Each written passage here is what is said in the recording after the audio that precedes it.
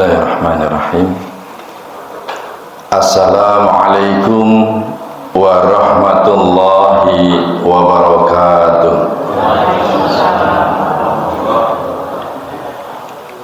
Innal hamdalillah nahmaduhu wa nasta'inuhu wa nastaghfiruh wa na'udzu billahi min syururi anfusina wa min sayyiati a'malina. May yahdihillahu fala mudhillalah wa may yudlil fala hadiyalah. Asyhadu an la ilaha illallah wahdahu la syarikalah wa asyhadu anna Muhammadan abduhu wa rasuluh. Allahumma sholli ala Muhammad wa ala ali Muhammad kama shallaita ala Ibrahim wa ali Ibrahim wa barik ala Muhammad wa ali Muhammad kama barakta ala Ibrahim wa ali Ibrahim innaka Hamidum Majid. Amma ba'd.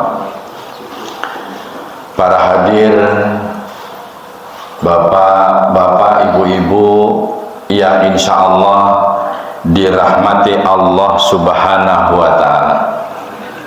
Pertama, marilah kita selalu bersyukur atas nikmat yang telah dilimpahkan Allah, wabil khusus nikmat iman, nikmat Islam, dan nikmat sehat, sehingga kita pada pagi hari ini kita dipersatukan, dipertemukan dalam sebuah forum silaturahim yang insya Allah penuh dengan rahmat dan ridha Allah subhanahu wa ta'ala. Marilah kita selalu selaku umat Islam ada satu syariat yang mana pada kesempatan yang baik seperti ini selalu memanjatkan kepada Allah. Sholawat dan salam semoga terlimpah kepada baginda Nabiullah Muhammad sallallahu alaihi wasallam, kepada para keluarga, sahabat-sahabat, dan insya Allah kepada kita selaku umat yang senantiasa setia menjalankan risalahnya ila yaumil qiyamah. Amin ya rabbal alamin. Bapak dan Ibu, para hadir yang dirahmati Allah, pada pagi hari ini saya insya Allah akan memaparkan sehat bersama sunnah-sunnah Nabi yang super. Kita mungkin nanti sering mendengar, sering melihat di WA atau di TikTok, di Instagram ya, tapi nanti apa sih sebenarnya rahasia setelah diteliti? Nah, nanti ini akan kita paparkan satu persatu. Semoga nanti akan bermanfaat dan akan semakin yakin bahwa mengikuti sunnah Nabiullah Muhammad SAW selain dalam bentuk beribadah, namun hikmahnya kembali kepada kita untuk selalu hidup sehat, bahagia di dunia, dan insya Allah bahagia juga di akhirat. Para hadir yang dirahmati oleh Allah subhanahu wa ta'ala, mari kita sejenak untuk melandasi pertemuan pada pagi hari ini. Kita pelajari bersama, kita fahami bersama Quran surat Al-Baqarah surat kedua, tepatnya pada ayat 195. A'udzu billahi minasyaitonir rajim, ya.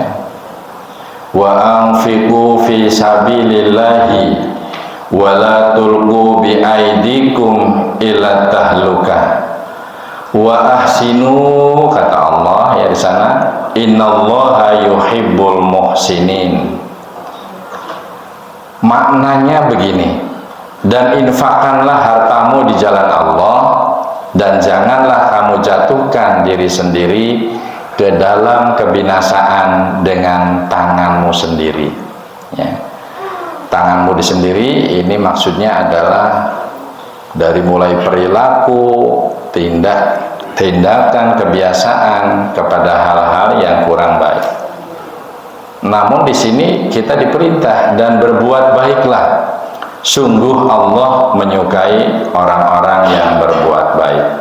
Nah, ayat ini adalah terutama di dalam konteks dan janganlah kamu jatuhkan diri sendiri ke dalam kebinasaan dengan tanganmu sendiri, ya, dan berbuat baiklah, sungguh Allah menyukai orang-orang yang berbuat baik. Ini melandasi bahasan-bahasan yang akan kita pelajari secara bersama. Baik, untuk mempercepat karena ini ada 25 slide ya, mungkin kalau satu slide 2 menit insya Allah kita selesai ya. Nanti mudah-mudahan tidak ada pertanyaan Bu, karena saya lihat di grup WA itu kalau nggak salah ada juga pertemuan tentang kader dakwah ya. Mungkin nanti barangkali kebagian waktu, barangkali oleh-oleh yang mau disampaikan juga mungkin boleh nanti di akhir ya. Nanti lihat waktunya. Biasanya ibu-ibu rajin bertanya nih, mudah-mudahan tidak ada yang bertanya ya. Sunnah-sunnah Nabi yang super yang seperti apakah yang akan kita bahas pada pagi hari ini?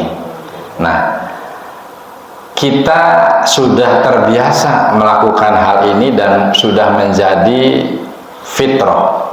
Misal kita seperti buang air besar, buang air kecil. Nah, hal ini ternyata ketika ada penelitian di bidang ilmu kedokteran, tuntunan ini sungguh sangat membuat kaum musyrikin.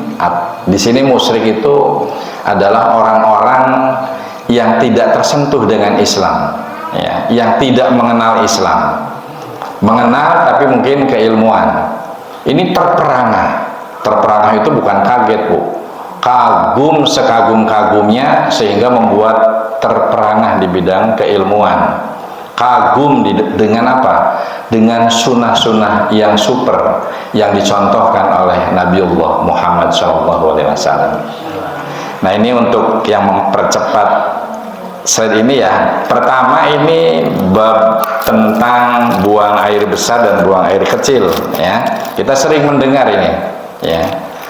Kenapa kita sekarang lebih sering, lebih enjoy buang air besar dengan duduk?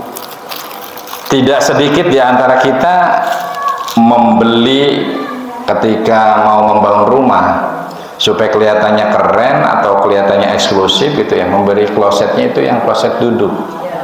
Ini kita berbicara tataran kondisi fisiologis atau kondisi normal, bukan kondisi orang sakit ya Bu ya.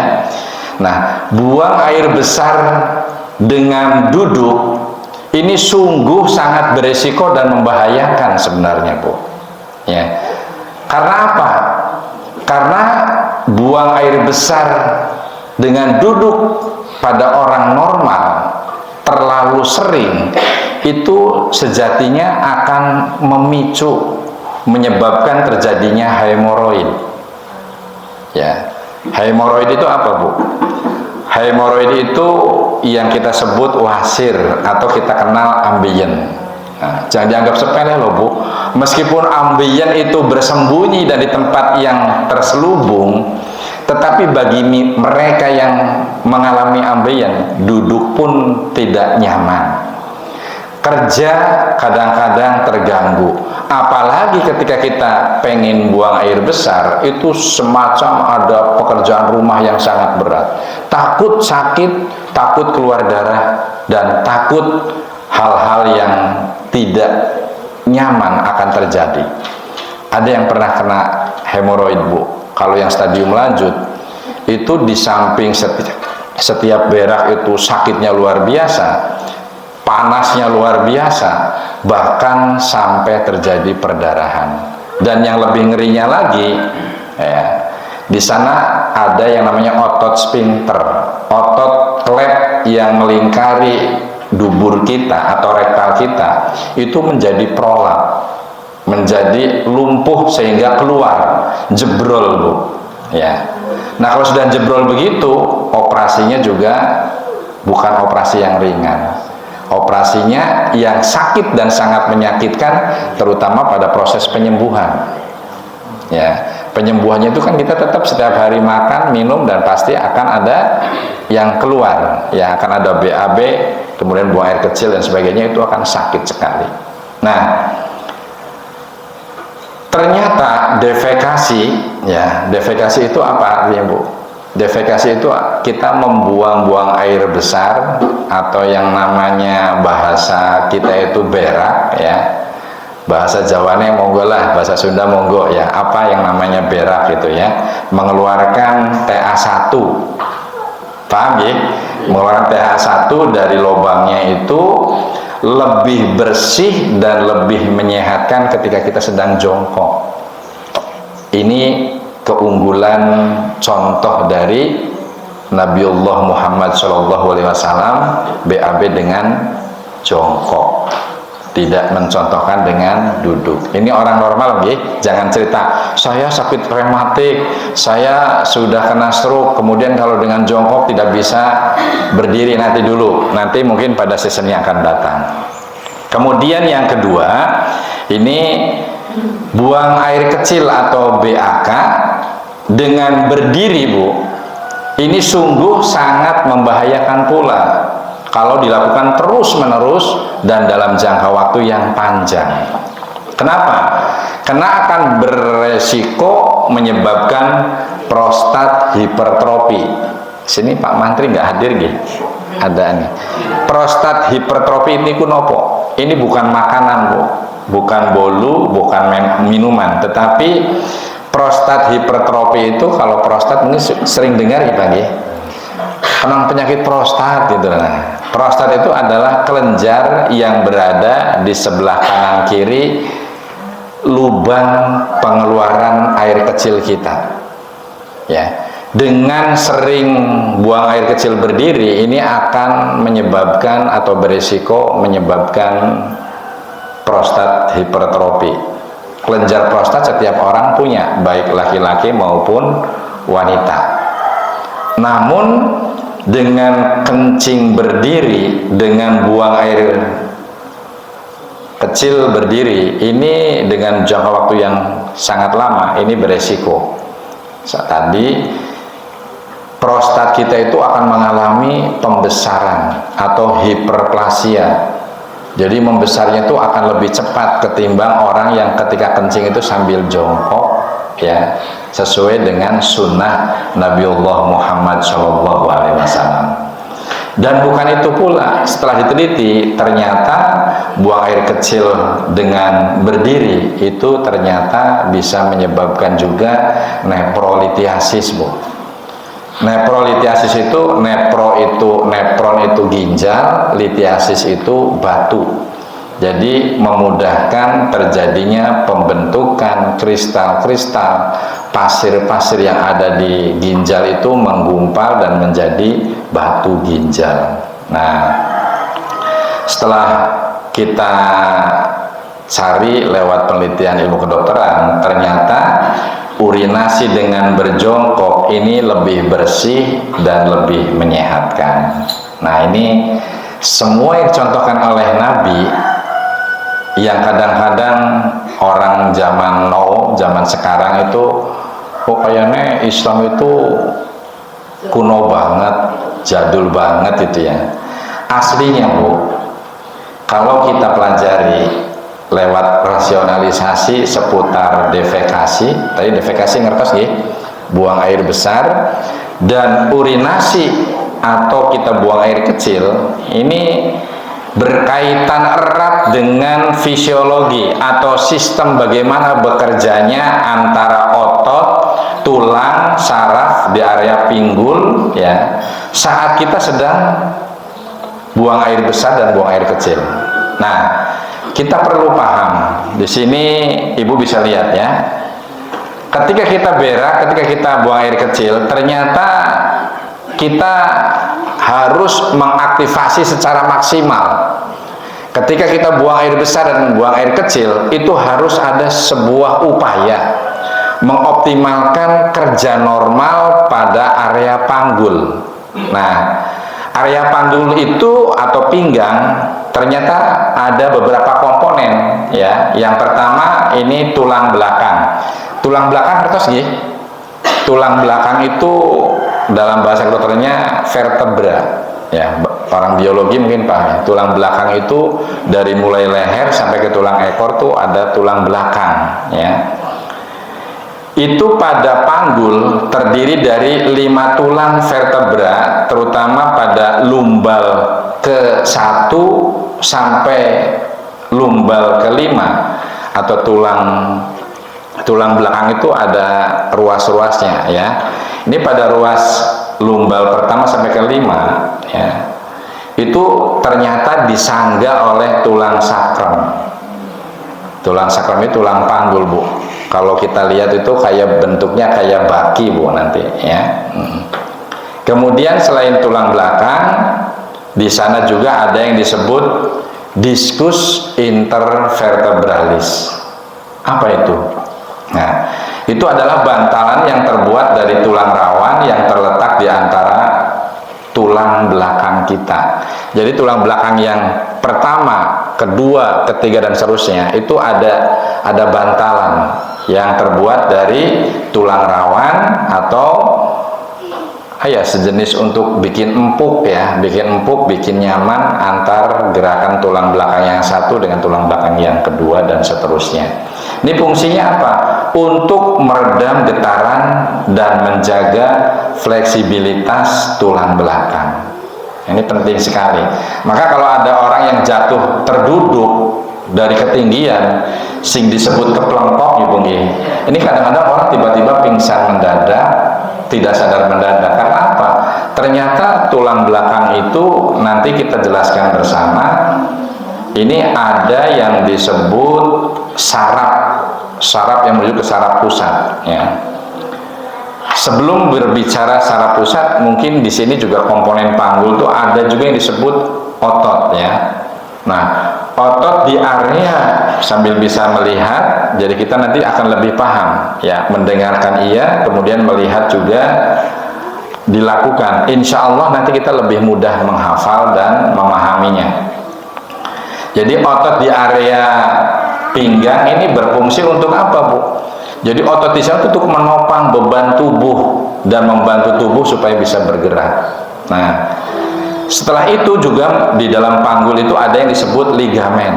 Ya, apa itu ligamen? Ya, yaitu struktur yang menghubungkan antar tulang dan berfungsi menjaga stabilitas tulang. Ligamen itu misalnya gini, ini telunjuk kita itu ada 1, 2, 3 ada ruas. Ini supaya kita bisa bergerak begini, kita punya ligamen untuk memudahkan kita bisa menggerakkan. Begitu juga di tulang panggul ada namanya ligamen. Nah, selain yang sudah disebutkan di daerah panggul juga ada yang disebut saraf. Ini saraf itu bukan berarti edan atau gemblung atau ya Bu ya. Saraf itu adalah sistem ya. Sistem saraf adalah sistem yang bisa bekerja, memerintah dan diperintah ya. Nanti ini akan lebih detail pada pertemuan yang akan datang. Nah, ternyata pada tulang belakang ini terdapat yang namanya saluran medula spinalis. Apa medula spinalis? Jadi di tengah tulang belakang dari mulai leher sampai ke tulang ekor itu ada yang namanya saluran. Itu ada sumsumnya, Bu. Sumsum tulang yang disebut sumsum tulangnya itu medula spinalis ya. Dan di sana merupakan tempat berjalannya sumsum tulang belakang yang merupakan sistem saraf pusat, Bu.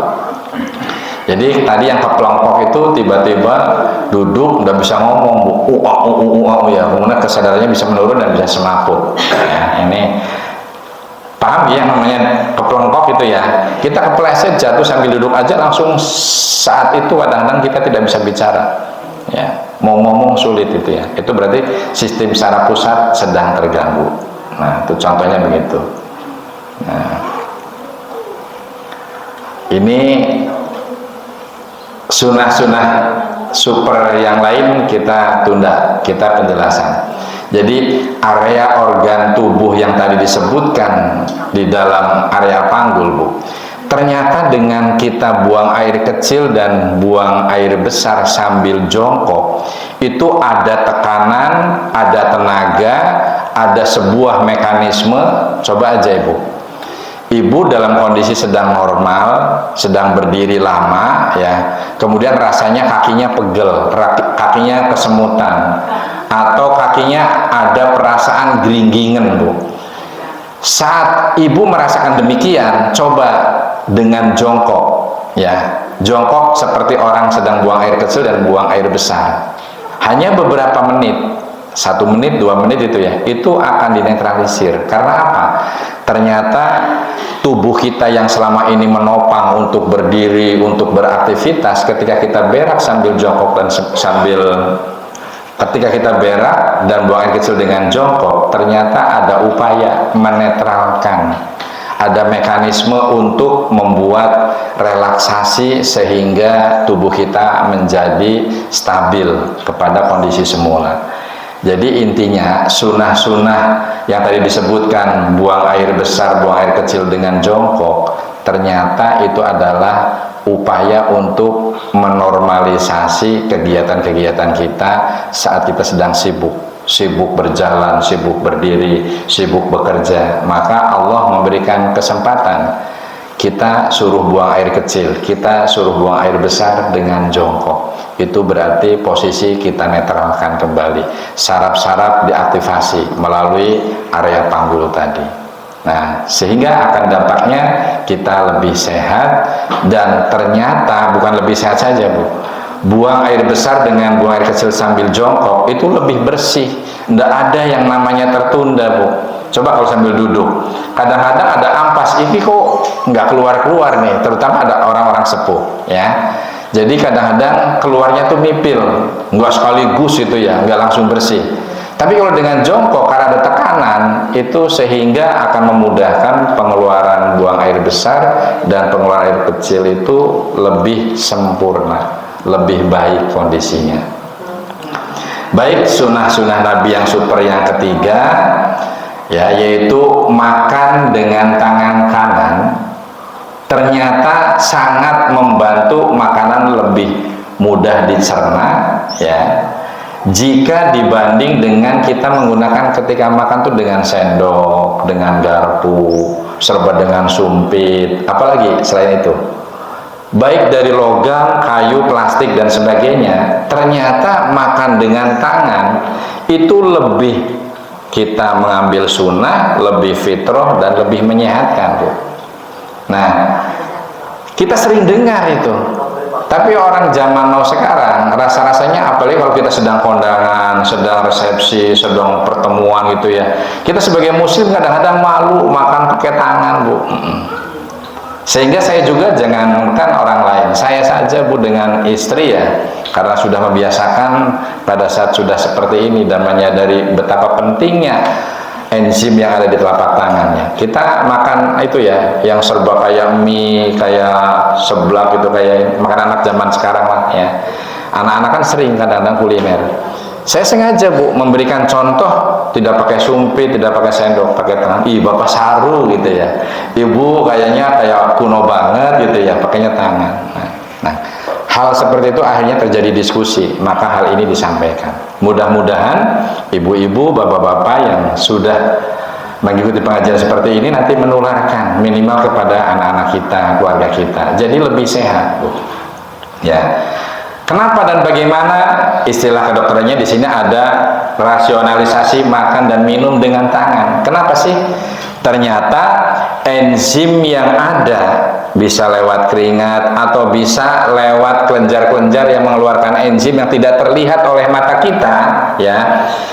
Ternyata mampu memecah protein keratin di lapisan paling atas, ya. Dan jadi kulit paling atas itu memecah, ya, memecah protein keratin di lapisan paling atas bagian dari kulit kita. Nah, untuk memecah sel kulit mati dengan lembut, Bu. Kalau tidak dibantu dengan enzim itu, tangan kita tuh menjadi kering, mudah melepuh, Bu. Nah, karena ada enzim di tangan itu, ya, ternyata kalau kita makan dengan tangan, enzim itu turut serta masuk ke dalam tubuh, sehingga menurut dokter Zalka, ya, ini orang-orang yang sering makan dengan tangan, insya Allah, Bu, jarang pergi ke dokter kecantikan, jarang pergi ke salon di facial dan sebagainya. Karena apa?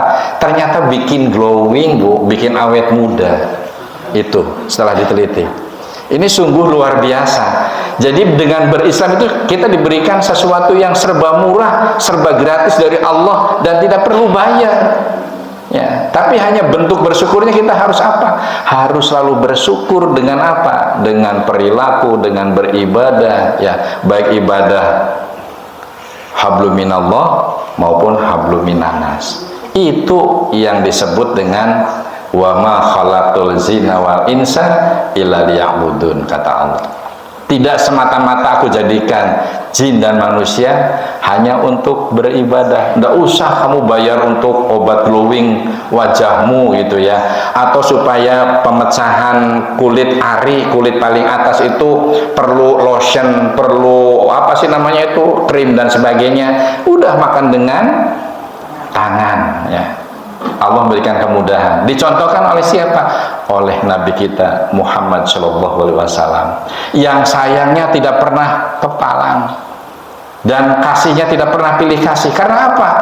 Ada banyak cerita dalam hadis bahwa ketika Nabi dibangkitkan dari kubur, ketika kiamat itu terjadi, kemudian Nabi itu langsung tanya, umati, umati. Gak pernah Nabi tanya, mana hartaku yang kutinggalkan, mana kekuasaanku yang pernah aku ukir selama ini. Tidak ada. Tapi yang dicari, mana umatku gitu ya. Sampai sebegitu cintanya Kanjeng Nabi kepada kita, akhirnya dicontohkanlah sunnah-sunnah ini kepada kita. Tapi kita kadang-kadang tidak tahu diri, ya. Nah, ini tentang enzim yang ada di tangan. Harus yakin, Bu, ini, ya. Ternyata orang di luar Islam itu terperangah, terkagum-kagum. Masya Allah, luar biasa indahnya berislam. Sehingga kebanyakan orang-orang pinter, orang-orang yang memahami ilmu pengetahuan, taslim masuk beragama Islam. Berbeda dengan orang Islam yang murtad. Karena apa? Karena kemiskinan, karena kebodohan, karena tidak paham dengan Islam. Sama seperti yang disampaikan oleh Bapak kita Pak Anas, ya.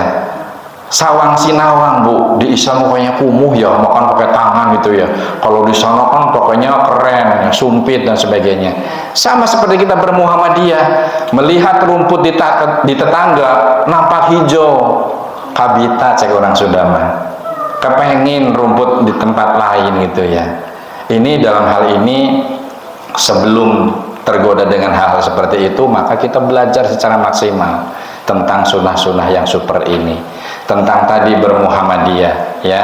Kita tidak paham, uang HPT saja kadang-kadang tidak punya, yang punya juga jarang dibaca, tapi mengatakan, wah di sana lebih ranum, di sana lebih indah dan sebagainya. Belum tentu, Bu. Ibu nggak percaya? Lihat langit sebelah atas sana, Bu, dari kejauhan, birunya, indahnya luar biasa, bikin hati kita itu semringah.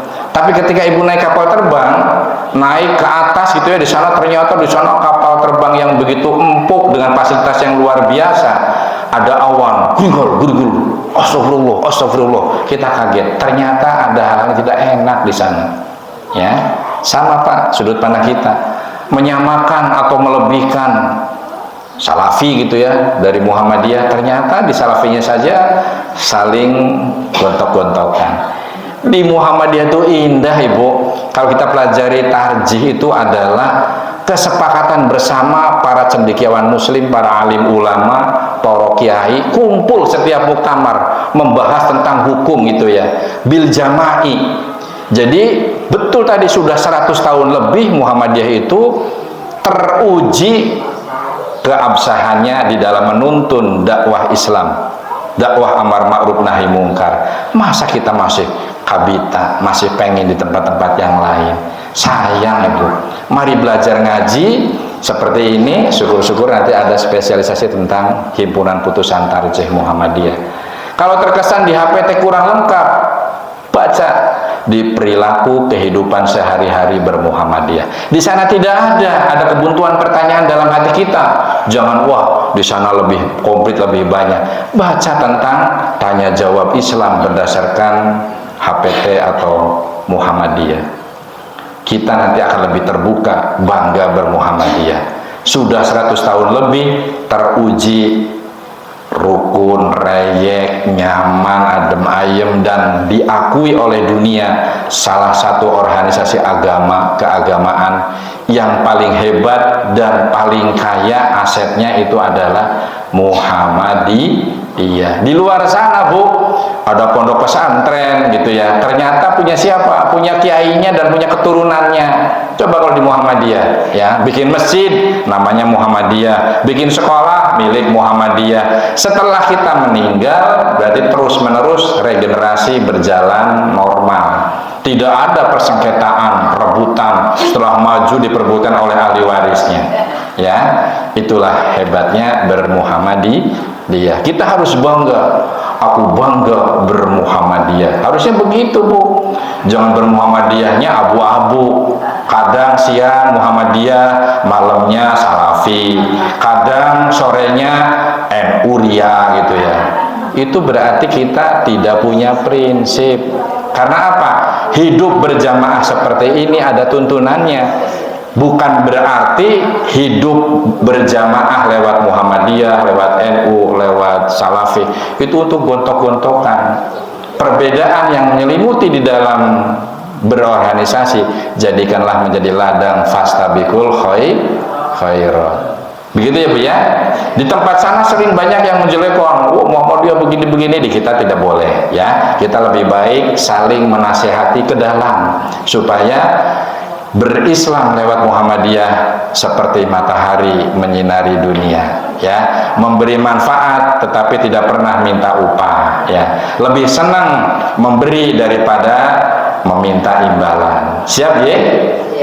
Persis seperti nasihatnya, besar-besarkan atau hidup-hidupkan Muhammadiyah, tapi jangan pengen hidup atau besar dari Muhammadiyah. Siap ya? Ini selingan saja. Kemudian ini tadi ini kayaknya Pak Saifuddin poin-poinnya apa namanya ada yang terlewat, tapi tidak apa-apa ini. Rasionalisasi makan dan minum dengan tangan ya, ini ternyata ada sunnah Bu ya, yang mengatakan sebaik-baik makan dan minum itu harus dengan tangan. Ini apa juga artinya nih? Kebaikannya seperti apa? Setelah diteliti di bidang kedokteran, ternyata di sana di tangan kita tuh ada bakteri baik Bu. Tahu nggih bakteri baik? Apa namanya? Bakteri afatogen. Ya, yang baik itu yang afatogen, yang jahat berarti fatogen.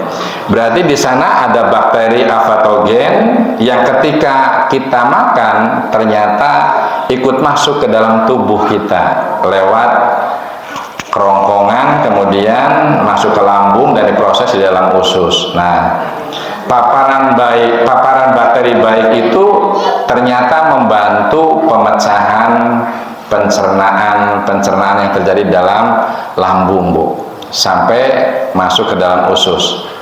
Jadi bakteri baik itu contohnya apa? Ada beberapa ampas yang harus masuk lewat usus besar, yang tadi disebut TA1 nggih. Ini harus jelas aja, paham ya TA1 nggih? Ini biar jangan kelihatan saru banget itu ya. TA1 ketika mau keluar itu di sana masih bentuknya kasar Bu, bentuknya semrawut, ada yang masih bentuk biji, ada yang bentuk masih kayak serat panjang-panjang. Nah, di sana ada bakteri baik untuk menghancurkan, melumatkan ampas yang harus keluar itu supaya mudah, supaya dubur kita tidak kena ambeien gitu ya. Ternyata bakteri baik itu ikut proses penghancuran ampas-ampas tersebut ya.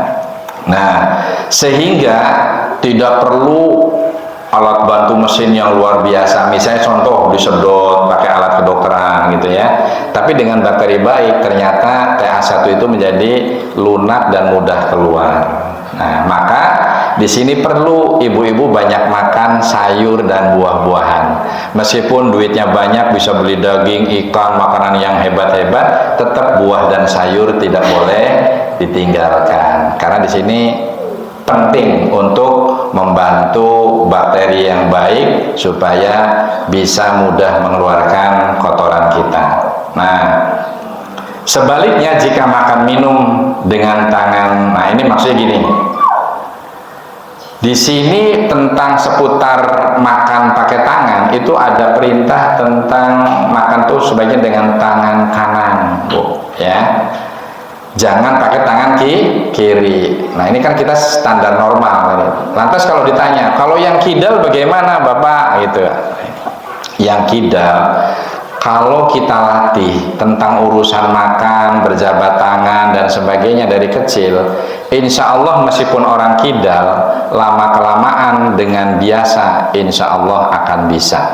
Ya, jadi dibiasakan, dilatih sejak kecil. Khusus untuk makan, kemudian minum, berjabat tangan yang berkaitan dengan etika, dilatih dengan tangan kanan. Terkait kehandalannya tangan kiri atau kidal, biarkan kalau dia pakarnya tinju gitu ya, mungkin biar kekuatannya di tangan kiri, teruskan ya. Kalau dia seorang misalnya petani yang spesialisnya nebang pohon, biarkan potensi tangan kirinya untuk. Tapi untuk hal-hal yang tadi merujuk kepada sunnah dan etika, latih dari sejak kecil, insya Allah bisa ya.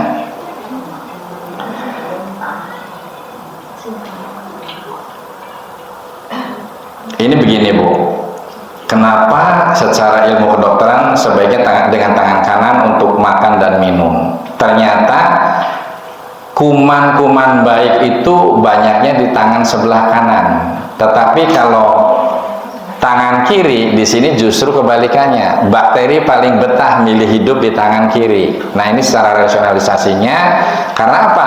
Tugas pokok keseharian tangan kiri biasanya suka apa, Bu? Tidur, kita tidak sadar ya, saking lelapnya kadang-kadang garuk-garuk kemana-mana ya, terutama area gatal di daerah-daerah yang tidak saya sebutlah, paham ya? Ya, bisa ke depan, bisa ke belakang. Termasuk kita buang air kecil, buang air besar, berarti kita dibantu tangan kiri. Bersentuhan dengan sesuatu yang kotor lebih banyak kuman patogen atau kuman yang ganas. Nah, kalau kita makan dengan tangan kiri, berarti kuman ganas masuk ke dalam mulut sehingga kan timbul masalah, Bu. Tapi dengan tangan kanan di sini bakteri baik lebih banyak sehingga membantu pencernaan. Begitu maksudnya.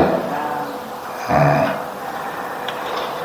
ini ada beberapa dasar hukum penggunaan tangan kanan saat makan dan minum. Ya, ini mengutip dari kitab, Pak Ustadz, ya, pernah nggak waktu di pondok mungkin kita pernah ada yang dikenalkan dengan kitab Al-Lu'lu' ya, wal Marjan. Ini yang disusun oleh tokoh Islam ya, Muhammad Fuad Abdul Baqi ya. Di antaranya tentang riwayat Umar bin Abi Salamah, ia berkata, kuntu gulaman, dan seterusnya untuk mempercepat ya. Nah, ini artinya begini, Bu ya. Waktu aku masih di dalam atau berada di bawah asuhan Nabiullah Muhammad SAW ya, tanganku sering berseliweran di nampan saat makan. Maka Nabi kita Muhammad SAW bersabda, wahai gulam, bacalah nama Allah, makanlah dengan tangan kananmu dan makanlah makanan yang ada di hadapanmu. Termasuk nasihat kepada anak-anak kita, Bu, kalau makan jangan cerowok sana cerowok sini gitu ya. Kan kadang-kadang pada masa kecil, wah kakaknya ikannya terlalu gede ya, dicerowok sama adenya begitu ya, nanti akhirnya kakaknya sewot itu ya, cerowok lagi makanan punya adenya sehingga bertengkar di atas meja makan. Nah, hal ini termasuk sunnah.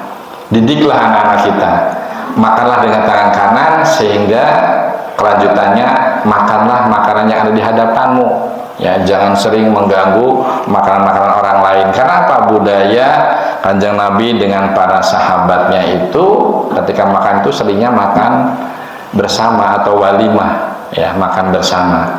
Nah, kemudian Syekh Yusuf Qaradawi dalam Hadiyul Islam Fatawi Mu'asyirah ini diriwayatkan oleh hadis riwayat Muslim dan Tirmizi, ya, dari Ibnu Umar, janganlah di antara kalian ada yang makan dengan tangan kirinya, dan janganlah pula minum dengan tangan kirinya, karena setan makan dengan tangan kirinya, minum dengan tangan kirinya. Berarti kalau orang yang makan minum sampai memasukkan ke dalam mulutnya dengan tangan kiri, berarti mereka sudah menyatakan diri bahwa anak, ya, aku adalah ikhwanul sayatin. Aku adalah teman akrab, teman karibnya setan, ya. Jadi itu berarti kesana bu larinya. Nah, ini masya Allah, ya, sunnah Nabi yang super itu betul-betul sangat bermanfaat untuk kita. Nah, kemudian selanjutnya kita lihat bu, ya, sunnah-sunnah Nabi yang super yang lain, yang nomor 4, makan dan minum sambil berdiri, ya. Ternyata dapat mengganggu fisiologi atau kerja normalnya gaster. Bukan daster ya bu, gaster. Gaster itu lambung atau mah, ya, bahasa kedokterannya. Dan enteroduodenum. Ini namanya bagus ya bu, ya, entero. Misalnya untuk mengabadikan, wah dulu saya pernah waktu hamil saya ngaji dengan Pak Toha, ya, supaya ingat, ya, untuk mengenang kajiannya. Ketika lahir anaknya laki-laki disebut nanti dengan nama Muhammad Entero, ya, oh, kan asik tuh. Nggak apa-apa, ini kan keilmuan, ya. Muhammad Enteroduodenum, ya, kan namanya antik bu. Wah ini orang kesehatan nih. Ternyata entero itu usus, ya, duodenum itu kesatuan usus 12 jari dan usus besar, ya. Ini bagus bu untuk mengingat keilmuan kan, misalnya nanti ada Pak Mantri, Bu Bidan itu, ya, Muhammad Enteroduodenum itu namanya antik gitu, ya. Nah, maka ketika kita makan dengan duduk, di samping lebih santun, lebih beretika, ternyata sangat menyehatkan dibandingkan, ya, ketika kita makan sambil seperti ini bu, kayak Kanjeng Nabi dulu sila, ya, rombongan atau berjamaah, ya. Selanjutnya ada yang lebih baik lagi, makan di kursi seperti sekarang saya duduk pun itu masih kurang menyehatkan bu, karena kurang mendapatkan tekanan dari tulang punggung, otot perut, ya, kemudian bagian panggul. Ternyata lebih sehat pula dengan duduk seperti bapak-bapak dan ibu-ibu sekarang. Jadi kalau misalnya sekarang untuk menghemat beli meja makan, sebaiknya lebih murah beli karpet dan budayakan makan bersama dengan keluarga seperti bapak dan ibu sekarang duduk dengan kondisi sedang ngaji begini. Insya Allah lesehan dalam bahasa orang Jawa, ya, lesehan itu akan lebih bagus. Karena apa? Dengan mengaktifasi otot perut dengan bagian panggul serta tulang belakang di area leher, kemudian torak atau dada dan lumbar, itu memberikan sensasi tekanan supaya lambung dan usus itu bisa membagi 3 ruang. 3 ruang atau 3 kesempatan makanan supaya seimbang. Di sana ada ruang untuk udara, ada ruang untuk makanan, dan ada ruang untuk air. Ini luar biasa ini, ya. Nah, kita sedikit berbicara tentang adab makan dan minum, ya. Ya, kesantunan, kesopanan di dalam ketika kita sedang makan dan minum. Di sini ada hadis la yashrobana ahadukum qaima, ya. Janganlah sekali-kali, ya, salah seorang di antara kalian minum sambil berdiri. Nah ini ada makan dan minum ini ada nyanyiannya. Bu, di sini ada guru TK buatan nggih. Kemarin saya dengan ibu-ibu Asia ada ibu-ibu guru TK nih. Ini boleh dikenalkan, lagunya bagus Bu. Nah, saya kebetulan punya apa sih ya, flashdisknya, barangkali ibu guru monggo ya, lagunya bagus, dari makan minum sambil berdiri ini. Saya ini jujur aja materi ini menukil dari lagu-lagunya cucu-cucu saya.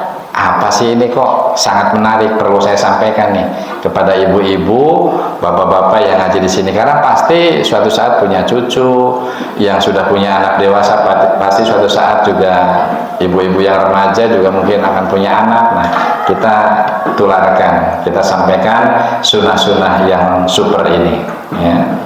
Kemudian pada hadis selanjutnya, ini dari hadis riwayat Ahmad dan Muslim, untuk mempercepat bisa dilihat artinya Bu, dari Abu Sa'id bahwa Nabi SAW melarang minum sambil berdiri. Nah, apa sih rahasianya? Nah, di sini kita di dalam ilmu kedokteran bahasa itu ada rasionalisasi makan dan minum dilarang berdiri ya. Kita perlu paham tentang fisiologi, itu artinya standar normal area perut ya. Di sana ada yang namanya otot perut yang paling terkenal dan menonjol, terutama orang-orang yang sudah gemuk Bu ya, otot perutnya itu menonjol ya. Pada ibu-ibu biasanya otot perut ini juga akan menopang kandungannya saat hamil ya. Itu namanya rectus abdominalis Bu. Nah, kalau misalnya besok ibu-ibu ada yang punya cucu wanita, ini buat nama bagus ya, misalnya Aminah rectus abdominalis gitu ya, kan bagus Aminahnya sunnah Nabi ya, atau Aisyah rectus abdominalis ini bagus untuk dikenang ya. Ternyata anak itu, Aminah itu lahir dari perut yang ototnya kuat ciptaan Allah. Nanti kan maknanya begitu Bu ya. Otot ini supaya kita paham ya, bentuknya panjang dan datar bagi orang-orang yang masih normal. Kalau yang tidak normal, mohon maaf seperti saya, Mas Habibi ini ya, ini ada jamaah kita yang baru ini. Nih kemarin seperjuangan Pak, kenal di dalam perjuangan, kemudian ngobrol-ngobrol, tanya tentang PCM Tanjung, pengen mengenal Muhammadiyah, pengen menjadi jamaah Muhammadiyah. Saya kenalkan, coba nanti tanya saja sama Pak Saifuddin, mungkin ketua PCM-nya bisa berkenalan langsung, barangkali mau bikin kartu anggota, hubungi langsung, karena Anda sekarang tinggal di Tanjung ya. Alhamdulillah sudah belum Mas membuat, sedang proses nih. Nah, sekarang mudah bikin NBM, bikin kartu tanda bermuhammadiyah itu lebih mudah. Hubungi saja pimpinan cabang setempat, kemudian ke daerah, dan sudah bisa diproses ya. Itu manfaatnya banyak Bu, sebagai peneguhan bahwa kita warga Muhammadiyah. Dan ada beberapa SOP ketika kita, misalnya ini pengalaman sedikit Pak, saya anak kuliah, ternyata kuliahnya mundut kedokteran di UMY, di UMP ya, di lembaga Muhammadiyah. Ternyata SOP-nya kalau kita minta rekomendasi gitu ya, itu harus ada nomor baku Muhammadiyah. Penting Bu, itu adalah sarana yang menjadikan wasilah bangganya kita bermuhammadiyah. Jadi Muhammadiyah itu dari kita dan untuk kita. Dan Muhammadiyah pada apa ini milad yang kesekian 102 kalau nggak salah nih, itu menghadirkan apa, kesejahteraan ya Pak? Menghadirkan kesejahteraan untuk umat. Jadi Muhammadiyah itu tadi falsafahnya seperti matahari, selalu memberi dan tanpa pamrih ya. Itu mudah-mudahan tadi dengan kita bermuhammadiyah, memiliki identitasnya, menjadikan peneguhan dan menjadikan wasilah supaya kita lebih apa namanya kokoh berislam lewat berjamaahnya di Muhammadiyah ya. Jadi penting Pak, yang belum punya monggo diurus, monggo dibuat, menghubungi pimpinan cabang terdekat ya. Kemudian di samping rectus abdominalis Ya, otot ini bentuknya panjang dan datar. Ini keterangan saja Bu ya, supaya paham. Yang mana sih yang rectus abdominalis ya? Otot ini panjang dan datar yang memanjang vertikal. Vertikal itu dari bawah ke atas ya. Antara pubis dan tulang rusuk kelima. Pubis ngatas nggih? Simpisis pubis biasanya apa sih ya? Cek Sunda mah tarangbaga. Kalau kata orang Sunda apa sih ya? Ya antara perut bagian bawah dengan bagian genitalia atau alat kelaminnya wanita. Dari situ vertikal menuju ke atas lurus ya sampai di processus kyphoideus. Apa itu processus kyphoideus ya? Ini perlu tahu Bu ya. Itu di sana sudah ada tulisannya ya. Processus kyphoideus itu adalah tonjolan tulang rawan yang ada di sternum. Sternum itu tulang dada Bu. Kalau ini tulang iga yang kayak di tengkorak itu ya, itu pada tulang rusuk yang ke-5, ke-6 dan ke-7, kemudian menyatu ke tengah. Di sini ada tulang rawan yang kalau orang kurus biasanya nonjolnya kelihatan, tapi kalau orang gemuk biasanya kelihatan. Itu tulangnya apa? Bukan tulang, maksud saya begini. Rectus abdominalis atau otot perut itu memanjang dari simpisis pubis sampai ke kyphoideus ya. Jadi intinya jadi gini aja. Dari mulai dada ini yang saya tunjuk ya, turun ke bawah sampai ke bagian di atasnya alat genitalia eksternanya kaum Hawa atau kaum laki-laki. Itu otot itu yang sangat berpengaruh ketika kita kalau makan berdiri itu tidak ada gerakan Pak, sehingga minumnya sangat tiba jatuh dari atas ke bawah plung langsung itu ya. Jadi tidak ditahan dulu, tidak masuk lewat lambung dulu, diproses lewat usus. Kalau dengan duduk itu kan diproses dulu gitu Bu, ada tekanan, ada tahanan ya. Kemudian rectus abdominalis ini terhubung ke processus kyphoid, tadi sudah terhubung ke sini. Tulang dada yang menonjol itu disebut processus kyphoid, ya sudah dijelaskan tadi. Ternyata tulang ini menjadi penanda di bagian tulang dada, ya itu untuk menjelaskan saja. Nah, bila kita makan sambil duduk, tidak sambil berdiri, ternyata ada tahanan. Jadi si makanan itu tidak serta-merta. Kata orang Jawa ujug-ujug ya, ujug-ujug makan dari mulut, masuk kerongkongan tiba-tiba langsung plung ke bawah gitu. Tapi ditahan di lambung dulu supaya agak lama, supaya diproses dulu dengan enzim peptin dan sebagainya gitu ya. Kemudian setelah dari situ masuk ke usus 12 jari. Jadi ada tahanan-tahanan dulu. Nah,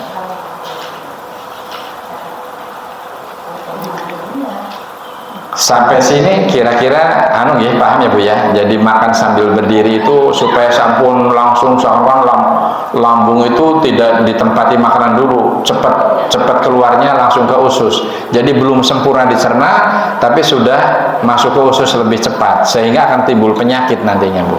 Ya. Nah, kemudian sunah-sunah Nabi yang super yang lainnya yang ke-6 yaitu makan buah setelah makan atau cuci mulut ya Bu ya, yang disebut cuci mulut ya. Ternyata ini kurang bagus Bu. Ya. Tidak relevan dengan kemajuan ilmu kedokteran kekinian. Ya, itu mah tempo dulu Bu. Sebelum ilmu pengetahuan loh, supaya habis makan jengkol, petai kayak tidak begitu bau ya makan buah gitu ya. Itu cuci mulut istilahnya. Ya. Karena kalau makanan buah-buahan dimakan setelah makanan pokok, ternyata ini akan memicu hipersekresi asam lambung. Kenapa? Karena ketika kita makan buah-buahan lebih banyak mengeluarkan gas Bu. Ya kan suka apa sih kayak sing kembung ya, kayak sing antok habis makan gitu ya. Itu lebih sering begitu. Nah, antok atau bersendawa seperti itu memicu hipersekresi asam lambung. Kalau itu berjalan terus-menerus akan menimbulkan gastritis. Gaster itu lambung, itis itu radang. Jadinya kalau gastritis berarti penyakit radang lambung. Wah, ini kalau sudah seperti itu dokter sibuk ngobati ya. Kita juga keluar duitnya lumayan banyak. Nah, memang tidak ada hadis yang menunjukkan bahwa Rasulullah Shallallahu Alaihi Wasallam menganjurkan untuk makan buah-buahan terlebih dahulu saat makan. Namun ada beberapa dalil Bu ini yang perlu kita perhatikan ya, yang menunjukkan anjuran untuk mendahulukan makanan buah ya sebelum makanan berat atau makanan pokok. Misalnya kita lihat Bu, nah kita sambil baca ya Bu ya, supaya tidak ngantuk lah. Ini kan suasana begini biasanya habis subuh langsung siap-siap mau ngaji tuh biasanya setan paling pinter ya, mensiasati bagaimana supaya ibu-ibu yang ngaji ngantuk ya, kemudian bergelayutanlah di kelopak mata ya, gantungan di sini kayak kelelawar, akhirnya ngantuk banget. Nah, untuk ngobatinya silahkan sambil membaca. Di sana di dalam Al-Quran Allah Subhanahu wa Ta'ala menyebutkan buah-buahan dahulu, baru kemudian daging. Ini ada nanti kita ya. Kemudian Rasulullah SAW pernah juga mencontohkan yang namanya hadis atau sunnah kan sebenarnya bukan hanya perkataan atau ucapan yang merupakan bentuk perintah, tetapi contoh ya yang dikerjakan oleh Nabi, berarti itu sunnahnya Nabi juga. Maka ini menjadikan rujukan ya. Relevansinya ini adalah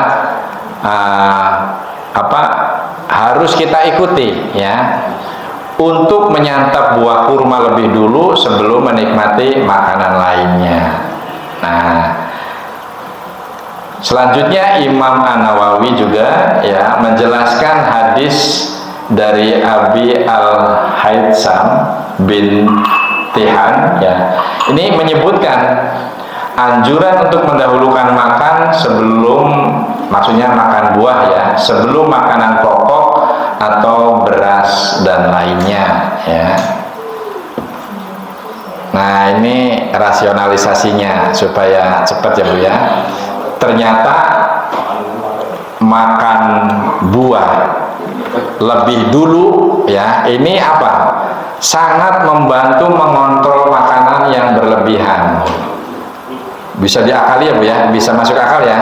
Kita sebelum makan buah dulu Bu. Itu buah itu lebih lama awetnya, memberikan rasa kenyang dibandingkan makanan-makanan seperti nasi, daging dan selainnya ya, dan lainnya. Nah, sehingga dengan makan lebih mendahulukan makan buah itu karena kita sudah merasa kenyang, sehingga mencegah makanan, artinya kita bisa mencegah untuk makan berlebih, maksudnya begitu ya. Selanjutnya apa lagi? Dengan makan buah lebih dulu, ternyata ini mampu mempersiapkan sistem pencernaan Ibu ya. Artinya begini, ketika kita mengkonsumsi buah-buahan lebih dulu sekitar 30 menit sampai 1 jam sebelum makan makanan pokok, ini ternyata ini dapat membantu tubuh menyerap nutrisi buah dengan baik ya. Jadi diserap dulu dengan bagus, kemudian gasnya keluar perlahan, baru setelah 30 sampai 1 jam kemudian kita makan makanan pokok. Nah,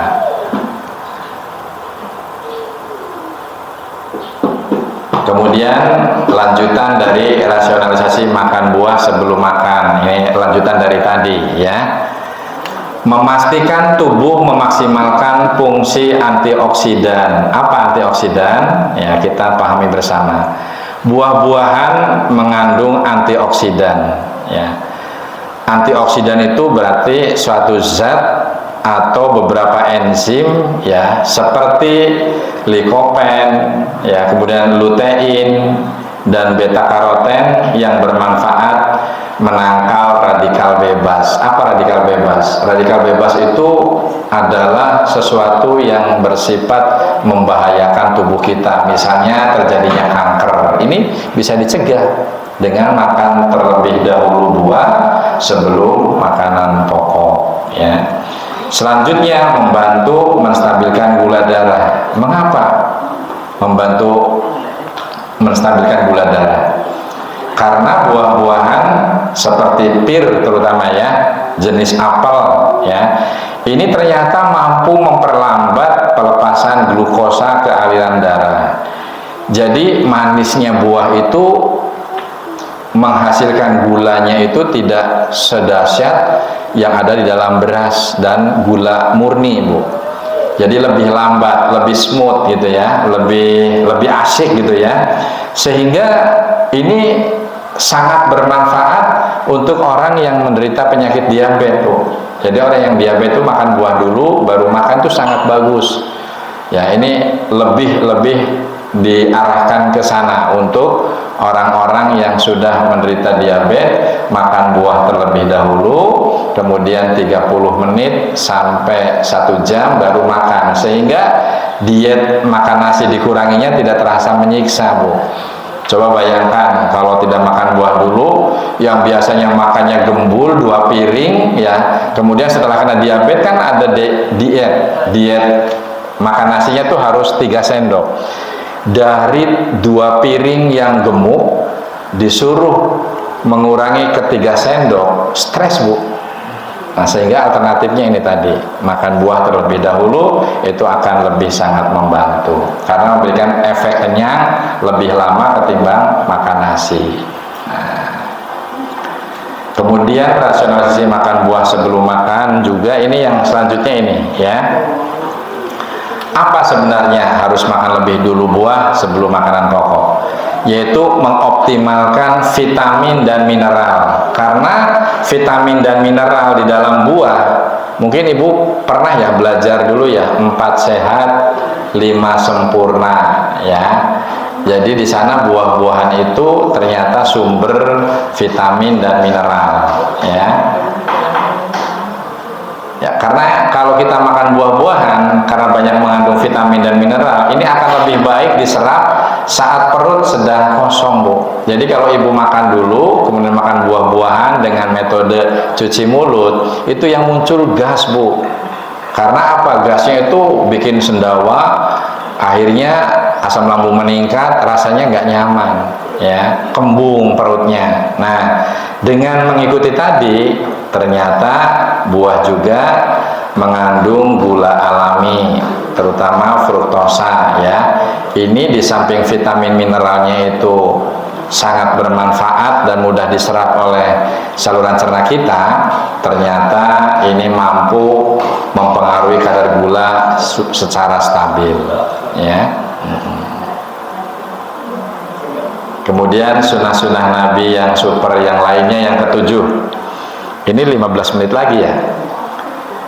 Yang ketujuh itu apalagi, Bu? Ada yang paham, Bu? Itu sudah dilihat, sudah saya buka nih ya. Tidur miring ke sebelah kanan ini ternyata lebih menyehatkan, dan ini bahkan dicontohkan oleh Nabi ya. Kebanyakan orang yang masih tidur telungkup, ternyata tidur telungkup itu menjadikan ciri tidurnya setan. Berarti kita kalau yang masih senang tidur telungkup, berarti koncone setan gitu ya. Pernah nggak kenalan sama setan, Bu? Nah, itu kalau belum pernah kenal, maka tidurlah dengan telungkup, nanti akan menjadi temannya setan. Nah, gitu. Rasulullah SAW bersabda ya, itu artinya bisa dibaca ya, Bu ya. Summa toji' ya, dan seterusnya ya. Kata Nabi, berbaringlah di atas rusuk sebelah kananmu. Jadi miringnya ke sebelah kanan. Nah, nanti kenapa dan bagaimana itu nanti kita bahas. Hadis riwayat Al-Bukhari ini pada nomor 247. Ini kalau pada hadis riwayat Bukhari. Tapi kalau pada hadis riwayat Muslim ini terletak di dalam hadis nomor 2710.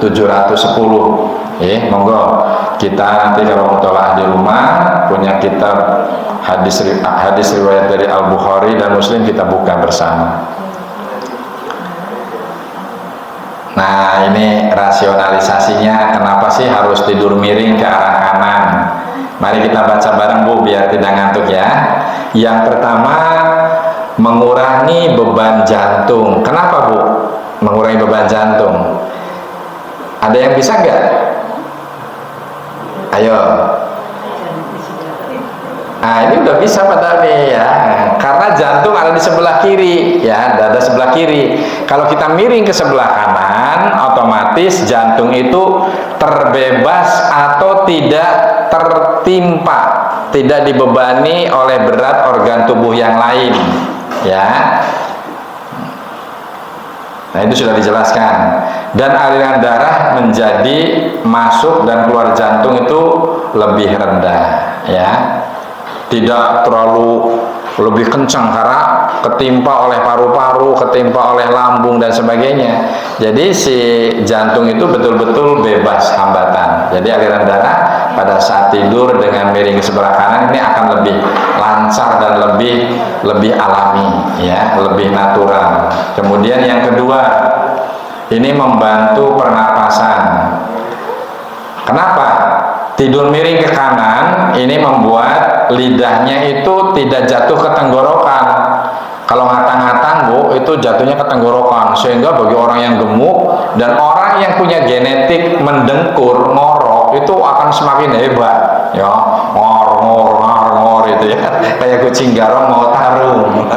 Nah, ini itu menjadi sebuah solusi ya. Zaman sekarang kan alat anti dengkur harus beli. Nah, Nabi memberi solusi, tidur miring ke sebelah kanan. Kalau yang sudah kadung terbiasa mendengkur itu akan berkurang. Lambat laun dibiasakan miring ke sebelah kanan akan hilang.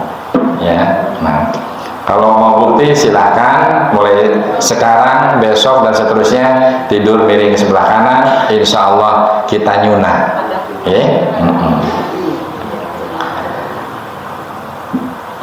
Nah, ini selanjutnya itu sudah mendengkur, sudah dijelaskan. Nah, yang keempat ini mengurangi tekanan pada ginjal ya. Ini bukan mengurangi tekanan secara langsung, karena ginjal itu ada ginjal kanan dan kiri Bu ya. Ginjal itu dua ya. Maksudnya tekanan itu tekanan kerjanya Bu, sehingga memungkinkan cairan tubuh dan limbah metabolisme ini diekspresikan lebih efisien.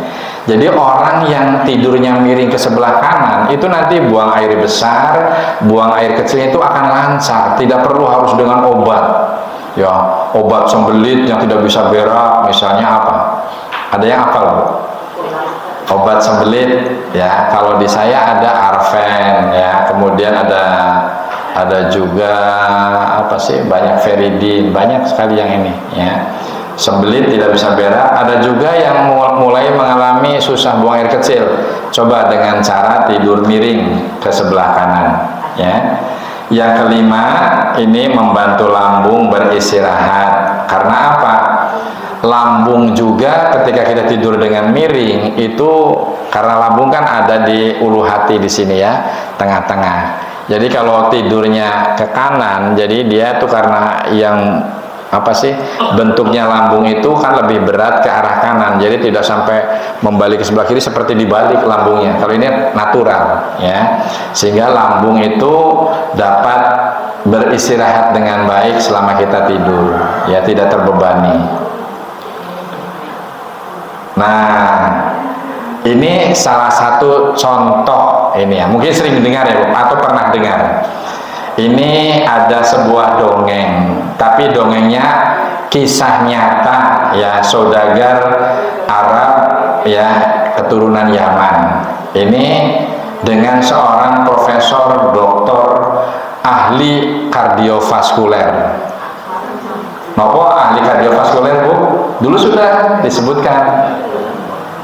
Apa kardiovaskuler? Ahli pembuluh darah dan jantung. Nah, ini satu ketika Bu, ceritanya begini.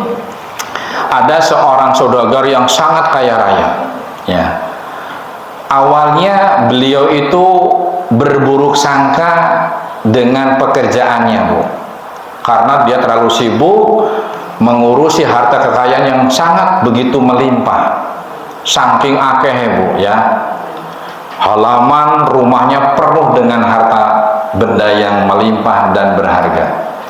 Nah, dia mengidap penyakit yang disebut sakit kepala yang hebat. Apa namanya Bu? Sakit kepalanya biasa sebelah, migrain. Bukan hanya itu Bu, ternyata sering sempoyongan 7 keliling ya, 7 keliling. Wong telung putaran wis mumet apa maning 7 keliling ya wis kayak sing apa sih, gluyar-gluyur orang genah gitu ya, disebut vertigo. Pinter ini ya pada vertigo yang hebat. Kalau vertigonya kita paling karena vertigo nggak punya beras itu wajar Bu ya. Vertigonya mungkin pusing mikirin anak yang tidak nurut, anak yang nakal gitu ya, itu wajar. Tapi ini vertigonya setiap saat Bu. Ketika dia duduk, bangun, kemudian seperti mau terjatuh, serasa dunia terbalik. Ini dalam tanda-tandanya hasil anamnesa dari profesor doktor di Swiss tadi Bu. Jadi setiap dia duduk sebentar saja, bangunnya bumi terasa terbalik, ngeliyeng 7 keliling, sakit kepalanya sering hebat, bahkan ngomongnya pun tidak bisa nyambung. Mau ngomong A ya, kemudian A-nya tidak jelas. Ma itu kan mahrojul huruf yang ketika mengucapkan la ma itu harus mangap bebas, udara pun keluar tanpa hambatan. Jangan me le itu jangan, tapi ma la. Itu belajar pentingnya ngaji dengan pembimbing atau guru ya, belajar mahrojul huruf secara bagus. Tadi kayak Pak Saifuddin ngajinya nggak nyangka Bu, suaranya bagus, baik ya, alhamdulillah ya. Kita kadang-kadang orang Muhammadiyah sering disebut loh ngajinya ngaji si majalah gitu ya, tapi nyatanya tadi kader kita luar biasa baca Qur'annya. Nah, kita kadang-kadang sering dipoyoki, tapi tidak usah moyoki orang lain ya. Kenapa saudagar ini tersiksa dalam hidupnya? Sampai-sampai terjadi juga kelainan motorik. Motorik itu saraf geraknya itu yang sebelah kiri itu mengalami semacam kelainan. Belum lumpuh Pak, dia itu geraknya tuh yang sebelah kiri kalau pegang piring, pegang sendok aja terjatuh ya, itu mengalami gangguan gerakan. Sudah berobat ke seluruh antero di Arab, ternyata tidak ditemukan obatnya ya. Pendek cerita supaya singkat ya, disarankan oleh salah satu dokter di Arab Saudi direfer atau dirujuk ke salah satu profesor dokter ahli pembuluh darah dan jantung. Kemudian setelah diperiksa, dianamnesa, ditanya sakitnya apa saja, disebutkan dan sebagainya. Beliau, apakah ini bukan karena efek saya terlalu bekerja keras dan terlalu banyak harta yang takut diambil oleh orang lain karena saking banyaknya harta kami. Nah, kemudian dokter itu senyum-senyum gitu ya, semakin penasaran Bu, ini dokter kok saya serius tanya pengen segera tahu jawabnya, kok cuma cengar-cengirnya cengar-cengir seperti memberikan sesuatu rahasia yang lucu Bu. Nah, saking tidak sabarnya dokter, segera apakah penyakit saya ini? Sebenarnya sambil dokter itu memberikan penjelasan perlahan, penyakit ini bukan sesuatu penyakit yang harus diobati dari Arab Saudi yang padang pasir panas sampai datang ke Swiss yang penuh dengan hamparan salju, kata dokter ya. Ini adalah penyakit yang sangat mudah. Kitab kalian ya, kitab kamu, karena kamu adalah muslim, itu sebenarnya bisa memberikan solusi, bisa memberikan jawaban, dan penyakit Anda insya Allah bisa menyembuhkan. Apakah cuma cukup membaca Al-Quran? Bukan. Pelajari Al-Quran dan yang menjelaskan tentang Al-Quran itu sendiri, karena profesor dokter itu bukan muslim Pak, Ya, jadi mau menjelaskan hadis-hadis itu susah. Jadi kitab-kitab yang menjelaskan tentang Al-Quran secara kompleks itu apa saja, pelajarilah. Semakin bingung, dari mana saya akan mempelajari obat untuk penyakit yang terasa berat seperti ini, cuma hanya untuk belajar Quran dan belajar kitab yang menjelaskan tentang Al-Quran tersebut. Katakan mungkin hadis maksudnya profesor, cuma hanya tidak bisa menyebutkan itu al-hadis itu ya. Setelah terjadi diskusi yang cukup lama, seandainya ya orang-orang Islam kemudian para penganutnya di belahan dunia Islam sana rajin mempelajari Al-Quran dan Sunnah, sebenarnya ilmu kedokteran nggak akan laku. Rumah sakit tak pernah akan terisi oleh pasien kalau kalian itu belajar tentang beberapa sunnah-sunnah yang super dari sunnah nabinya Muhammad Shallallahu Alaihi Wasallam. Itu kata sang profesor. Ternyata beliau itu bukan beragama Islam, mempelajari betapa hebatnya hadis-hadis dan Quran yang diyakini oleh kita selama kita menjadi muslim. Nah, penasaran pula, saya kurang jelas, penjelasannya harus lebih spesifik ya dokter gitu ya, kata saudagar tersebut. Coba pelajari tentang bab wudhu ya, dari mulai awal sampai akhir saya mempelajari dan membuat penelitian tentang menghirup air ketika membasuh hidung gitu ya, sampai terasa hidungmu itu panas. Jadi menghirup ya, menghirup 3 kali kemudian disemprotkan dengan tenaga yang kuat. Jadi bukan cuma asal ciduk, kuak gitu. Lu kan kita ngaji waktu kecil gitu ya Bu. Coba itulah kita bangga bermuhammadiyah. Di Muhammadiyah tidak begitu Bu. Dalam HPT itu kita menghirup seruput sampai terasa panas. Tapi jangan sampai tersedak ya Bu ya. Nah, tapi kalaupun tersedak sesekali itu insya Allah masih normal. Di awal mungkin kalau belum biasa akan tersedak dan panasnya seperti kita pernah ada yang digurah enggak? Kalau pernah digurah itu panasnya luar biasa dan akan keluar ingus Bu. Ternyata rasionalisasinya di sana ada yang namanya sinus frontalis dan sinus maxillaris. Sinus frontalis dan maxillaris itu ternyata 2 sinus yang mampu membantu proses keseimbangan tubuh yang akan berpengaruh kuat kepada hipotalamus kata dokter tadi. Jadi kalau itu diajarkan kepada anak-anakmu, kemudian seluruh pengikut muslim itu mengamalkannya, pasti penyakit seperti ini akan tidak terjadi. Wah, kok enteng ya jawabnya gitu ya. Terus saya harus dapat obat? Enggak dapat. Obat ini hanya untuk meringankan, yaitu obat anti vertigo. Karena ternyata saudagar tadi setelah diteliti dengan laboratorium gitu ya, beliau itu hanya ada beberapa kelainan, hiperkolesterol, hipertrigliserid gitu ya. Sudah dijelaskan Bu, apa hiperkolesterol, apa hipertrigliserida ya, dan apa hiperglikemi gitu ya, itu sudah dijelaskan pengajian yang lalu ya. Nah, ternyata itu diobati hanya mengobati contoh-contoh keluhan metabolisme yang terganggu, kolesterolnya yang meningkat, trigliseridanya yang meningkat, asam urat yang meningkat, itu diobati Bu. Tapi untuk mengobati vertigo yang supaya sembuh sempurna, itu ternyata suruh wudhunya menghirup air sampai terasa panas di ujung batang hidung. Di sini tempatnya sinus frontalis. Frontalis itu batuk kening ya.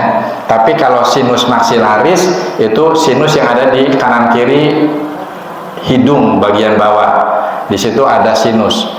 Kalau sinus itu terganggu Bu, di samping sering pilek, susah bernafas, kemudian nafas kita selalu bau, dan baunya bukan bau sembarang bau Bu, tapi baunya bacin, licin ya, bacin us lecin pisang gitu ya, saking baunya Bu. Jadi kalau ada orang yang ketika ngomong bacine poret, jangan-jangan ada gangguan sinus, maka anjurkan wudhu dengan menghirup air sampai ke pangkal hidung bagian atas. Nah, mungkin itu ya pengajian yang bisa saya sampaikan pada pagi hari ini. Namun ada beberapa kesimpulan sedikit, cepat saja saya baca saja ya. Nah, kesimpulan pengajian pada pagi hari ini, yang pertama, ternyata banyak rahasia sunnah yang telah diteliti para pakar dari segi hikmah, manfaat, dan kesehatan. Kemudian yang kedua, banyak pernyataan benarlah bahwa di balik sunnah itu ada sehat dan sejahtera. Ini yang berbicara begini tuh justru para peneliti, orang-orang pinter, orang-orang cendekiawan yang sangat kagum dengan indahnya Al-Quran dan indahnya Al-Hadis, ya. Nah, di sini sering masyhur ya Bu ya. Laqad kana lakum fi Rasulillahi uswatun hasanah, sudah familiar ini ayatnya di dalam Quran surat Al-Ahzab surat ke-33 ayat 21. Dicatat itu Bu. Sungguh telah ada pada diri Rasulullah itu suri teladan yang baik bagimu, yaitu bagi orang yang mengharap rahmat Allah. Rahmat Allah di dunia termasuk rahmat sehat, rahmat sejahtera, ya, rahmat seperti yang tadi dicontohkan di dalam sunnah, ya, dan kedatangan hari kiamat dan yang banyak mengingat Allah. Nah, itu contoh-contoh daripada salah satu ayat Al-Quran yang menjelaskan bahwa hikmah daripada kita mengikuti sunnah, perilaku, contoh yang diajarkan oleh Nabi itu insya Allah akan menyelamatkan kita di dunia hingga akhirat. Yang ketiga, Muslim yang bijak teruslah semangat melaksanakan azab sunnah meski belum tahu hikmahnya. Niscaya barokah Allah selalu menyertainya. Contohnya gampang, dalam dunia Islam ada tata cara bagaimana membasuh najis mughalladho dengan jilatan anjing gitu ya. Misalnya dengan 7 basuhan, salah satu basuhannya harus ada debu, harus ada lumpur atau tanah dan sebagainya. Ternyata itu diteliti. Ini contohnya ini, Muslim yang bijak terus harus mencari dan melaksanakan hikmah sunnah meskipun kita belum tahu, ya. Yang keempat, seorang pakar ilmu kedokteran Eropa berkata, jika semua manusia mengamalkan tiga sunnah saja, sunnah makan, sunnah saat kita di kamar mandi, dan sunnah tidur, maka harusnya saya berhenti saja jadi dokter karena akan tidak ada pasien. Ya, ini luar biasa, ya. Ini adalah sifat Rahman dan Rahimnya Allah, ya. Pasti akan diberikan kepada kita semua sebagai orang yang selalu mengamalkan sunnatullah dan sunnatur Rasul, ya. Kemudian yang kelima, Masya Allah, cintailah sunnah Nabi, tidak hanya adab sehari-hari, tetapi seluruh contoh ibadah maktubah maupun tatawu atau sunnah yang telah ditetapkan Rasulullah SAW, pastilah kita akan selalu diselamatkan dan dimudahkan untuk selamat dunia akhirat. Nah, syukron kathiron jazakallah, ya. Syukron jazilan, ya. Terima kasih banyak, ya.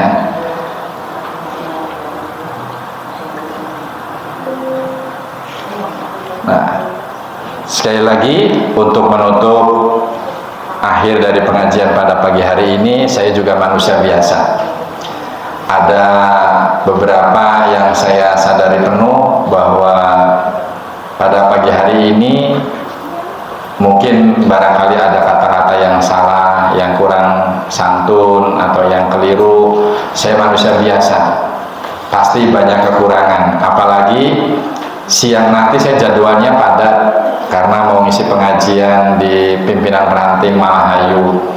Sepulang dari sini ada beberapa pasien yang sudah konsultasi dengan segudang keluhan yang aneh-aneh, ya. Sudah masuk tadi saya waktu sebelum naik, tadi sudah menerima konsulan, Pak.